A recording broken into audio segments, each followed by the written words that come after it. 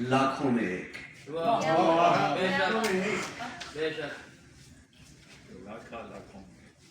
कोई शायर दूसरे शायर से कहता है कि यार फलां बहुत बड़ा शायर है। दूसरे ने पूछा कौन कहता है, जवाब मिला वो खुद कहता है।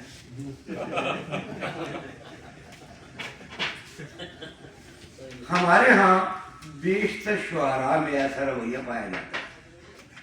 इस खुद सताइशी में हम self praise is no recommendation जैसे मुहावरे का मतलब भी भूल जाते हैं।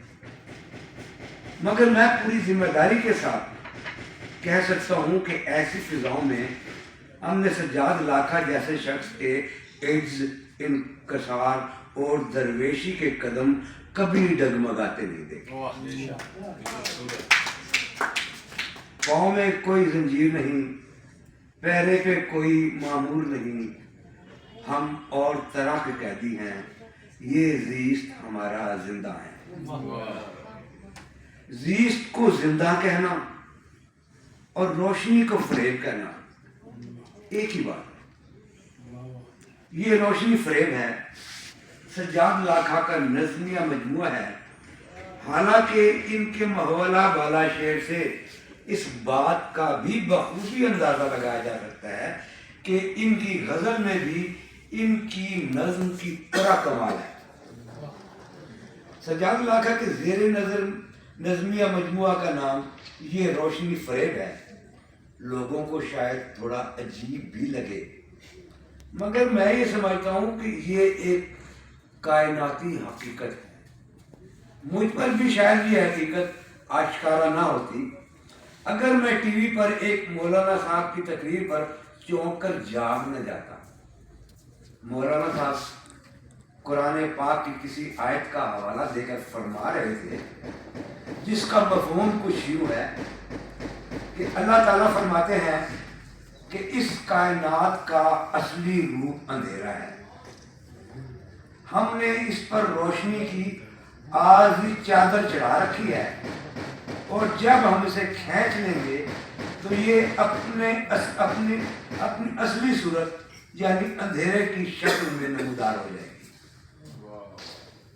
सो इसका मतलब यही हुआ कि ये सूरज, चांद और सितारों की शक्ल में कायनात पर ये रोशनी की चादर है। जब इनको बुझा दिया जाएगा तो ये कायनात अपने असली रूप यानी अंधेरे की शक्ल में नमूदार होगी। आसान लफ्जों में यूं समझ लीजिए कि ये रोशनी आरज़ी है, और सज्जाद लाखा भी इस हवाले से रोशनी को एक फरेब का नाम दे रहे।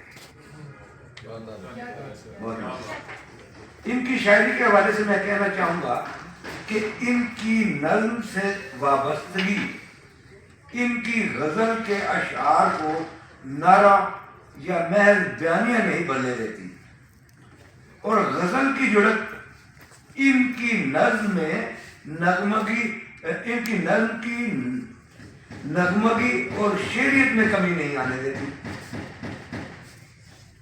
इनकी नज़्मों में मुतालियाती मज़ामीन से ज़्यादा मुशाहिदाती और तजुर्बाती मज़ामीन शेर इस सलीके के साथ जगह पाते हैं, जिसके सबब इनकी इनफरादियत को किसी किस्म का कोई खतरा लाश नहीं। अभी दोस्त अहबाब सब लोग का एक तासुर था कि ये मज़ामती शायर है। मज़ामती शायर का एक जो मनफी पहलू होता है, उसके यहाँ से शेरियत गायब हो जाती है, उसकी गज़ल से तखस्सुर गायब हो जाता है। मैं कहता हूँ सज्जाद, मैं पूरी जिम्मेदारी के साथ कहता हूँ कि सज्जाद लाखा वो गज़ल गो है जो जिसकी मज़ामती शायरी में भी रुमानियत की फिजा, शेरियत और तगस्सुल बहार है।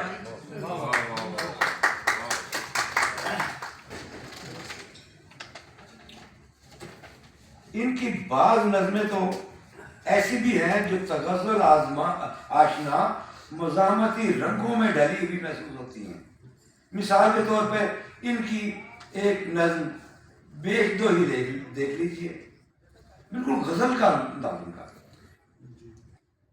बेच दो ہاتھ جو بھی لگے بیچ دو قوم کے رت جگہ بیچ دو، بس تمہارا چلے تو خدا کی قسم تم روح سے وطن کے کڑے بیچ دو۔ یہ الگ بات ہے کہ انہوں نے ابھی اس کا اظہار ہی کیا، شک کا اظہار کیا ہے، یہ الگ بات ہے، کئی کڑے تو بیچے جا چکے ہیں اور ایک دو رہ گئے ہیں، وہ یہ ان کی بات کرتے ہیں۔ اس طرح ان کی ایک نظم انقلاب میں مجھے پنجابی شعری صنف مہیا کا رنگ بھی محسوس ہوا، مگر میری رائے سے آپ کا اتفاق کرنا کوئی ضروری بھی نہیں، مگر یہ رنگ ملاحظہ ضرور فرمائے۔ میں تھکا ہوا ہوں، اب اس کو اگر مہیے کی شکل میں دیکھیں، میں تھکا ہوا ہوں جمود سے، مجھے کوئی خوف عدم نہیں، میں گزر چکا ہوں وجود سے۔ یہ روشنی فریب ہے کہ نظموں کے ایسے خوبصورت حصے ہیں، اسے ان کی نظم میں شعریت کے غماز ہونے کے ساتھ ساتھ ان کے اندر کے مزاحمتی شاعر کا بھی پتہ دیتے ہیں، وہ کہ وہ اپنے ایسے مزاحمتی مضامین غزل میں بھی لا سکتے تھے، مگر مجھے یوں لگتا ہے کہ شاید اس سے ان کی تشفی نہیں ہو پا رہی تھی، اور انہوں نے اپنے اس اظہاریے کے لیے نظم کے دامن کو غزل کے دامن کی نسبت زیادہ کشادہ پایا۔ ان کے اندر باتوں کا ٹھاٹھے مارتا سمندر ہے، مگر وہ ہر بات کو سلیقے، کرینے اور جامع اختصار کے ساتھ کہنے کے خواہش مند نظر آتے ہیں، اور اسی سبب انہوں نے نظم کی راہ تلاشی ہے۔ ان کے ہاں آزاد نظم کے ساتھ ساتھ نظم معرہ کی مثالیں بھی نظر آتی ہیں، جیسے ان کی نظم توہین عدالت۔ اس ملک میں ایک دستور بھی ہے، منسوب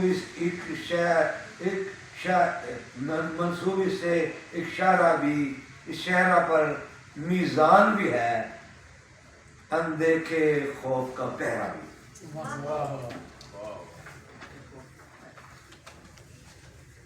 ان کی نظم آزاد کی بھی ایک جھلک ملاحظہ فرمائیں، جس سے آپ کو ان کے موضوعات کا بھی اندازہ ہو جائے گا اور ان کی نظموں کی لائنوں کے ردم کو محسوس کرنے میں بھی آسانی ہوگی۔ نظم کا عنوان، تیسرا عنوان۔ یہ دھرتی اب نہ جنت ہے نہ دوزخ ہے، یہاں مذہب کے سب چھوٹے بڑے آتش فشاں لاوا اگلتے ہیں، مسالک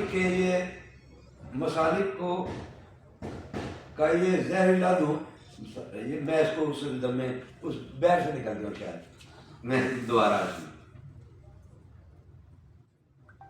یہ دھرتی اب نہ جنت ہے نہ دوزخ ہے، یہاں مذہب کے سب چھوٹے بڑے آتش فشاں لاوا اگلتے ہیں، مسالک کا یہ زہریلا دھواں اب باقی ماندہ آکسیجن کو نگلتا ہے۔ میں معذرت چاہوں گا، میں اس کو اس بیر میں پڑھ نہیں پایا۔ غزل کے شاعر اور نظم کے شاعر کو الگ الگ سے دیکھا جائے تو ہمارے ہاں نظم کی نسبت غزل میں لفظیات، گرامر اور تلفظ کا زیادہ خیال رکھا جاتا ہے۔ میں غزل کے شاعر اور نظم کے شاعر کو الگ الگ سے دیکھا جائے تو ہمارے ہاں نظم کی نسبت غزل میں لفظیات، گرامر اور تلفظ کا زیادہ خیال رکھا جاتا ہے، جبکہ نظم کا شاعر ان معاملات میں اپنے طور پر بھی کچھ رعایتیں لے لیتا ہے اور اس پر ڈٹ بھی جاتا ہے۔ میں اپنے اس عہد کے بہت سارے شعراء کی